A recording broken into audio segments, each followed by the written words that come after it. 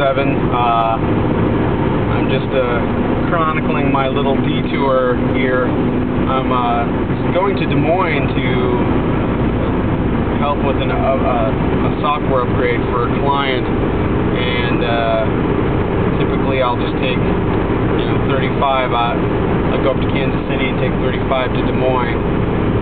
It's usually the fastest route, but north of Kansas City, near Cameron, Missouri, there was a ammonia transport that apparently tipped over or went off the road or something like that.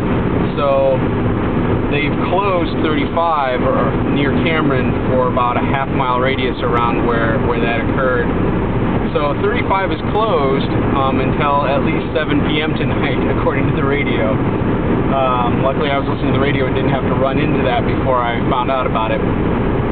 But even before that, at the north side of Kansas City, construction on 35 got bad enough that it seemed advantageous to jump off of 35 and go down Highway 69, and then I tried to get to 116. Now I'm on 13, past Polo, and I'm pretty much in the middle of small town America, which is kind of a cool experience, actually. It's sort of a throwback to how things were more like in my childhood growing up, before there were interstates and highways for everything. So, and you had to travel through town to get to from place to place. That's sort of how it is right now. But really, I'm finding some of the most beautiful places in northern Missouri here. The forests are awesome. Seeing the small farms is really pretty cool. It's a really enjoyable route to take to get places, and I do that kind of myself.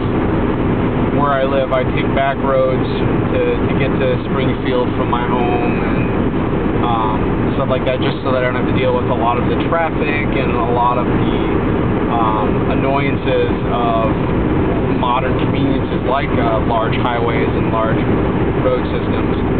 So this is really an enjoyable trip, and in that I would recommend or encourage at least other people who are traveling, take the road that's less traveled. It's just more enjoyable.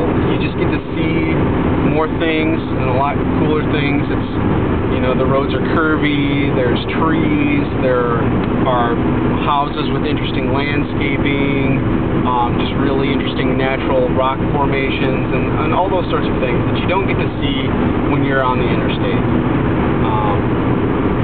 It's a great trip.